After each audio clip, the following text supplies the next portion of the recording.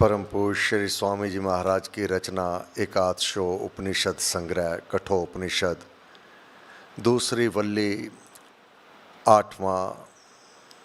आठवें श्लोक का व्याख्या गुरु महाराज कर रहे हैं। अगर साधक को इसको समझना है तो अपने भाव उच्चतम बनाने होंगे। लेखनी श्री स्वामी जी महाराज की है, प्राप्ति श्री स्वामी जी महाराज को हुई है। श्री स्वामी जी महाराज स्वयं मुझे समझा रहे हैं। श्री स्वामी जी महाराज की मैं चरण शरण में बैठ करके आत्मा क्या है इसका निरूपण गुरुदेव कर रहे हैं और मैं उनकी चरण शरण में बैठ करके समझ रहा हूँ। अगर तो ये भाव हो जाएगा तो इस पाठ को समझना अतीव सरल हो जाएगा। अगर ये भाव नहीं आया, केवल मैं पढ़ रहा हूं, इस भाव से ये कुछ भी समझ नहीं आवेगा। गुरुदेव की चरण शरण में हूं, मैं अत्यंत भाग्यशाली हूं कि सच्चे गुरु का मुझे मिलाप हो गया। सद्गुरु मुझे स्वयं इस जीवन में सफलता प्राप्त करने के लिए यह मुझे ज्ञान दे रहे हैं। गुरु महाराज की वाणी को स्मरण कीजिएगा। आत्म भाव जगाइए, अपने आत्म भाव। यह व्यवहारिक जो हमारा कर्मकलाप है, व्यवहारिक कर्मकलाप में ये ग्रंथ नहीं लिखे गए। कॉन्शियस माइंड पर सब कॉन्शियस माइंड जब देव आदिदेव की कृपा से ये शब्द आते चले गए और गुरु महाराज ये रचना करते चले गए। आत्म भाव जगाइए। हे प्यारे, गुरु महाराज कह रहे हैं, सिमर राम का नाम। ये आपकी आत्म भावना जो सबसे पुरातन है, अनादिकाल से चली आ रही है, वह अज्ञान के कारण मंद पड़ गई है, वह प्रसुप्त अवस्था में चली गई है। अपना वह भाव, मैं आत्मा हूं,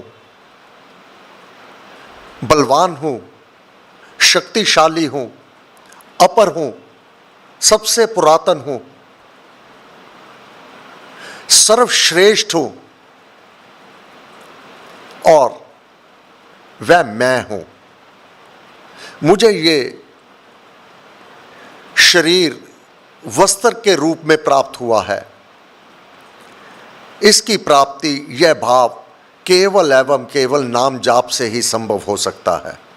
आत्म भाव जगाइए। सिमर राम का नाम, भावना उच्च ध्याइए, चिंतन कर गुणग्राम। उस प्रभु का चिंतन करना, आत्मा का चिंतन करना, परमात्मा का चिंतन करना, उसके गुणों को गाना, यह भाव जागृत हो जाएगा। और कोई भी इसका मार्ग नहीं है अपनी आत्मा के दर्शन करने का। अब कोई वह रूप तो है नहीं, वह तो भाव है, ज्योति स्वरूप है, प्रकाश स्वरूप है।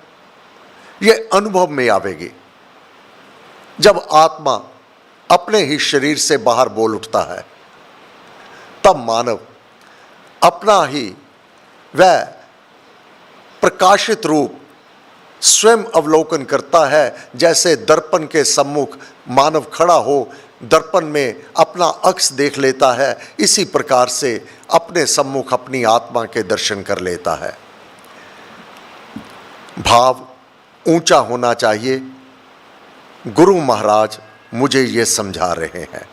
महाराज कह रहे हैं, 7वें श्लोक के अंत में वर्णन कर दिया था, जो आत्मा को पा लेता है, उसको अनुभव कर लेता है, वह चतुर है। चतुर वह सियाना है, किस कारण से आत्मा को यह वस्त्र, यह देह, यह शरीर प्राप्त हुआ था, वह जान गया और अपनी साधना में लग गया। जो आत्मा को पा लेता है वह चतुर है, और सद्गुरु संग से जो आत्मा को जानता है वह आश्चर्यारूप है। अचंबा, आश्चर्यारूप, विशेष कृपा का पात्र है, वही ये जान पाता है। किसके संग से? सद्गुरु के संग से। सद्गुरु आप समर्थ हैं सन्मार्ग के बीच, वही हमें ये ज्ञान दे रहे हैं।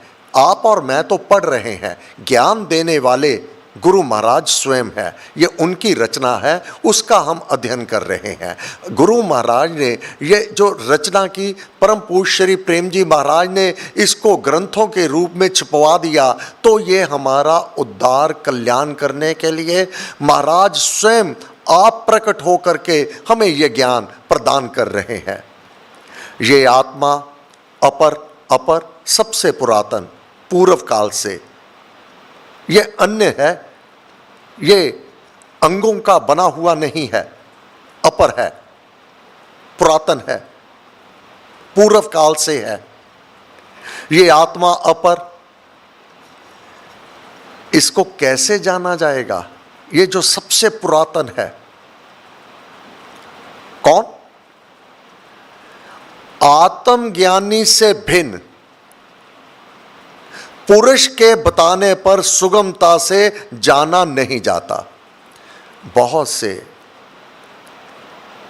ऐसे लेखक हुए हैं, मैं लेखक कहूंगा, महापुरुष नहीं कहूंगा, जिन्होंने भक्ति प्रकाश को बदल दिया। अपने शब्दों में भक्ति प्रकाश को ही अपने शब्दों में वर्णन करना आरंभ कर दिया। भक्ति प्रकाश से भी और भारी वह पुस्तक बना दी, बड़ी बना दी। उनमें सार नहीं है। गुरु महाराज की रचना देवादि देव की प्रेरणा से है। वह रचना, उसको कॉपी किया हुआ है अपने शब्दों को, अमृतवाणी को भी उसकी व्याख्या करते हुए। भक्ति प्रकाश से भी मोटा वह पुस्तक तैयार कर दी जिसमें अमृतवाणी की व्याख्या की हुई है। नहीं कर पाते, नहीं हो पाता। जो आत्मज्ञानी से भिन्न पुरुष है, आत्मज्ञानी, उनको अपना ये ज्ञान नहीं है, कॉपी है वह। इसी प्रकार इस ज्ञान को अगर वह वर्णन भी करेंगे तो श्रोताओं को वह समझ नहीं आवेगा। बार बार चिंतन किया हुआ भी अब मानव स्वयं बिना गुरु के बार बार इसका चिंतन करे, बार बार इसका पाठ करे। बार बार चिंतन किया हुआ भी सुगमता से नहीं जाना जाता, आत्मा नहीं जाना जाता, कितना भी इसका चिंतन कर लो। जब तक गुरु को अपने हृदय में स्थान नहीं देंगे, जितनी दृढ़ भावना, जितना विश्वास, जितना समर्पण अपने इष्ट के लिए होवे, जितना आदर, जितना प्यार, जितना सम्मान अपने इष्ट मंत्र राम नाम पर होवे, उतना ही बराबर अपने गुरु के प्रति होवे, तो यह ज्ञान समझ आ जाएगा। अनन्य पुरुष के बताने पर यह गाते नहीं रहती। स्थिरता तथा धारणा हो जाती है। यह सूक्ष्म है, यह क्यों नहीं समझ आता? जैसे वह कीटाणु इन चरम चक्षुओं से, इन आंखों से नहीं देखा जाता, खुर्दबीन में देखा जा सकता है। इसी प्रकार इसको जानने की विधि है आंतरिक दृष्टि। यह भीतर का कार्य है, यह बाहर का कार्य नहीं। और ये वाद विवाद का कार्य नहीं, ये विश्वास का मार्ग है। जब तक विश्वास नहीं होगा तो वह प्रकट नहीं होगा। ये अनुप्रमाण से भी अतर्क्य है। बहुत अणु, छोटा सा कण,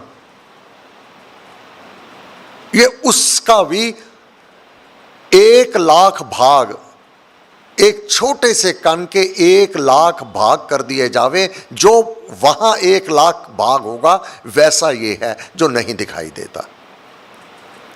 इतना सूक्ष्म है ये। जो मनुष्य आत्मज्ञानी नहीं, वह यह ज्ञान बांटना चाहे जो स्वयं आत्मज्ञानी नहीं, वह आत्मा का ज्ञान बांटना चाहे नहीं समझा पाएगा। जो मनुष्य आत्मज्ञानी नहीं, जिसने हरि कृपा का प्रसाद नहीं पाया, जो आत्मा का साक्षात नहीं कर सका, वह यहां अवर और है वे, अर्थात दूसरा पुरुष कहा है, वह आत्मज्ञानी नहीं है। ऐसे पुरुष के उपदेश से आत्मज्ञान का होना कठिन है। अवर पुरुष, दूसरा पुरुष कोई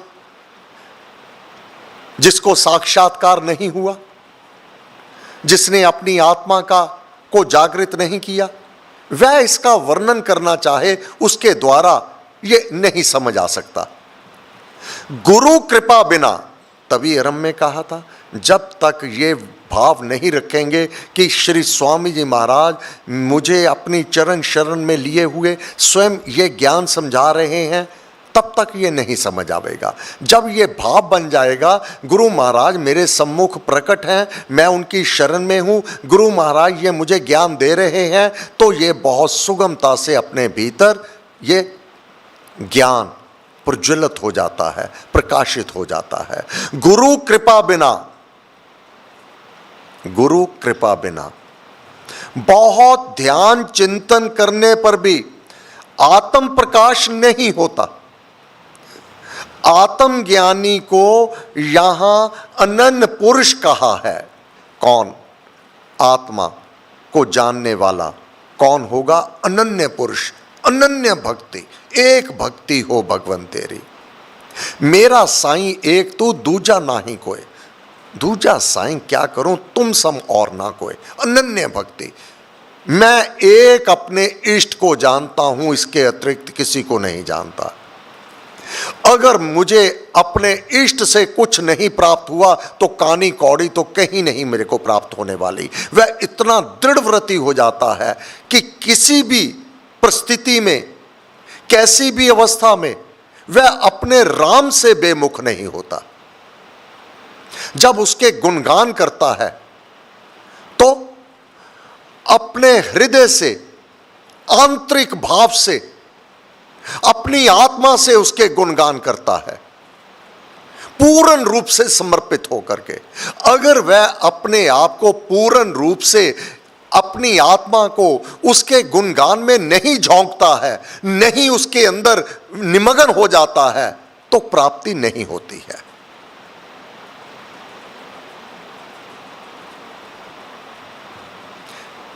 ऐसे आत्मदर्शी के उपदेश से आत्म विषय में संदेह, भ्रम की गति नहीं रहती। जो पूर्ण गुरु जब उपदेश देता है, फिर भ्रम नहीं रहता, फिर संशय नहीं रहता, मन स्थिर हो जाता है। यह पूर्ण गुरु की शरण में ज्ञान समझने का मार्ग है। आत्मा अनु से भी अचिंत है, इस कारण तर्क का विषय नहीं है, यह वाद विवाद का विषय नहीं है, किंतु परंतु का विषय नहीं, यह विश्वास का विषय है, अनन्य भक्ति का विषय है, समर्पण का विषय है, जो कहा उसको मानने का विषय है। वह केवल अनुभव गम ही है, वह दिखाई नहीं दे जाया जा सकता, वह अनुभव किया जा सकता है। और आंतरिक साधना से जाना जाता है बाहिया, बाहर की दिखावट से बहुत भक्त बन जाना, बाहर का बड़ा सौम्य स्वरूप, ये आत्मा को जानने का कोई विधि नहीं, कोई विधान नहीं। यह आंतरिक साधना। जब समय मिला कि मुझे प्रभु के गुणगान करने हैं, तो अपनी आत्मा को झोंक करके मैं और मेरा राम एक हैं, ऐसे जाप होवे, ऐसा ध्यान होवे, ऐसा कीर्तन होवे, तब अनुभव होता है। अगर ये बाह्य जगत के मनोभाव, मन उचाट है, प्रभु का नाम जाप नहीं होगा, उसके गुणगान नहीं होंगे, कंठ में मधुरता नहीं होगी, आत्मा आनंदित नहीं होगा, गाना गा लिया या भजन गा लिया एक समान हो जाएगा, उसका लाभ हो जावे नहीं होगा। आंतरिक साधना है ये, आंतरिक साधना। कैसा भी भाव क्यों ना होवे, बाह्य जगत में कितना भी विरोध क्यों ना हो, कितनी भी अशांति क्यों ना हो, कितने भी प्रतिकूल समय क्यों ना होवे, परंतु जब अपने इष्ट के साथ मिलाप होवे, उसकी चरण शरण में आ जावे, ये स्वअवसर जब गुरुदेव दे देवे और परम पिता परमात्मा कृपा कर देवे, तब बाह्य जगत से अपना नाता तोड़ लेना होता है। बाहर कौन क्या किस प्रकार, मैं मेरा राम मेरे गुरुदेव, बस उसमें लीन होकर जब आलाप लिया जाता है, तब आत्मा के दर्शन होते हैं।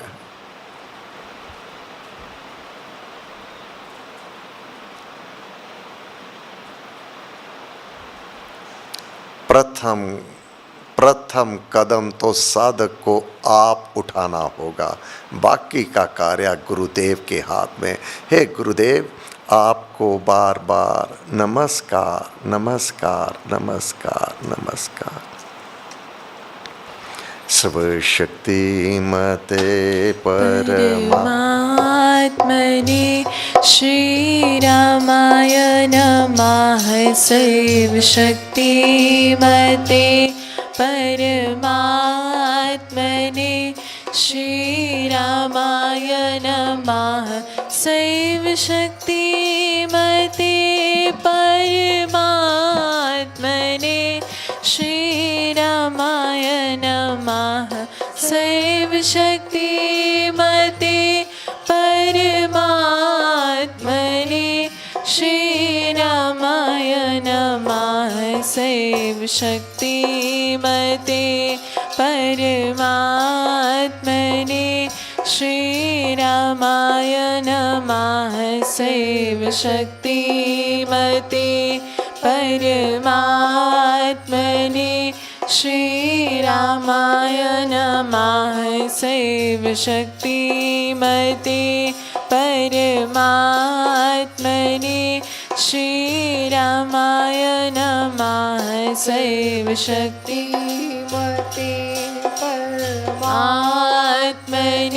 सर्वशक्तिमते परमात्मने श्री रामाय नमः। सर्वशक्तिमते परमात्मने श्री रामाय नमः। सर्वशक्तिमते परमात्मने श्री रामाय नमः। सर्वशक्तिमते परमात्मने श्री रामाय नमः। सर्वशक्तिमते परमात्मने श्री रामाय नमः। सर्वशक्तिमते परमात्मने